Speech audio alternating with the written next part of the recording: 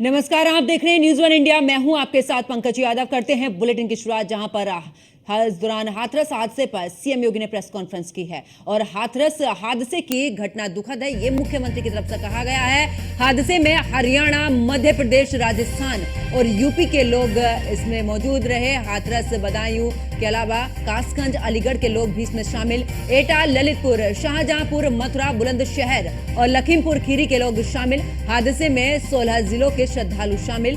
हादसे पर उचित न्याय की जांच होगी। हादसे में घायलों का उपचार एटा, अलीगढ़ में उपचार चल रहा है। एडीजी की अध्यक्षता में एसआईटी की टीम गठित होगी। हादसा और साजिश के पहलू पर जांच हो रही है। बाबा के साथ जो फोटो वायरल हो रहा है वो सबको पता है।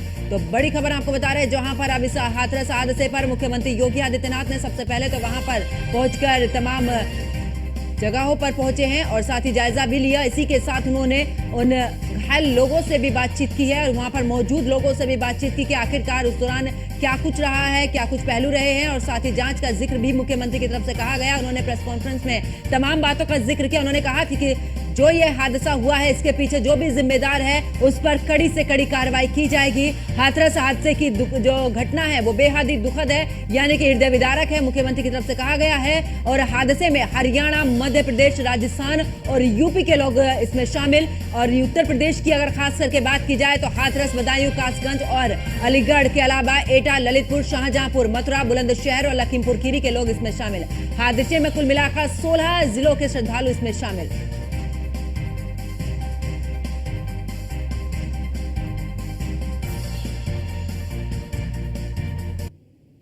इसका सबसे दुखद पहलू ये था कि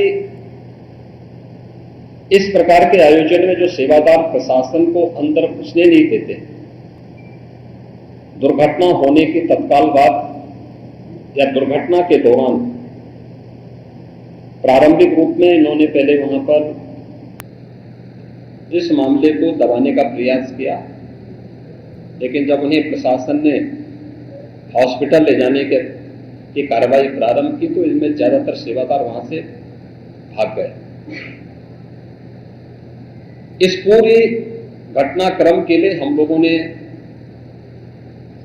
एडीजी आगरा की अध्यक्षता में एक एसआईटी गठित की है, जिसने अपनी प्रारंभिक रिपोर्ट दी है। और इस घटना की तह में जाने के लिए उनसे कहा गया है। बहुत सारे ऐसे पहलू हैं जिन पर जांच होनी बहुत आवश्यक है। अब तक प्रथम दृष्टया जो थी हमारी कार्रवाई ये थी कि राहत और बचाव के कार्य को आगे बढ़ाने के बाद आयोजकों को पूछताछ के लिए बुलाना, घटना के बारे में, हादसे के कारणों के बारे में उनसे भी पूछताछ करना, और फिर घटना की लापरवाही और जिम्मेदारों की जवाबदेही भी इसके लिए तय करना, जिसके लिए पहले से ही एफआईआर यहां पे दर्ज हो चुकी है। इसके लिए कार्रवाई आगे बढ़ रही है। इसका सबसे दुखद पहलू यह था कि इस प्रकार के आयोजन में जो सेवादार प्रशासन को अंदर घुसने नहीं देते, दुर्घटना होने के तत्काल बाद या दुर्घटना के दौरान प्रारंभिक रूप में इन्होंने पहले वहां पर इस मामले को दबाने का प्रयास किया, लेकिन जब उन्हें प्रशासन ने हॉस्पिटल ले जाने की कार्रवाई प्रारंभ की तो इनमें ज्यादातर सेवादार वहां से भाग गए। इस पूरी घटनाक्रम के लिए हम लोगों ने एडीजी आगरा की अध्यक्षता में एक एसआईटी गठित की है, जिसने अपनी प्रारंभिक रिपोर्ट दी है। और इस घटना की तह में जाने के लिए उनसे कहा गया है। बहुत सारे ऐसे पहलू हैं जिन पर जांच होनी बहुत आवश्यक है। अब तक प्रथम दृष्टया जो थी हमारी कार्रवाई ये थी कि राहत और बचाव के कार्य को आगे बढ़ाने के बाद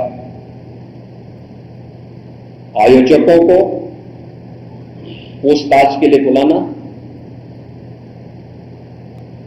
घटना के बारे में, हादसे के कारणों के बारे में उनसे भी पूछताछ करना और फिर घटना की लापरवाही और जिम्मेदारों की जवाबदेही भी इसके लिए तय करना, जिसके लिए पहले से ही एफआईआर यहां पे दर्ज हो चुकी है। इसके लिए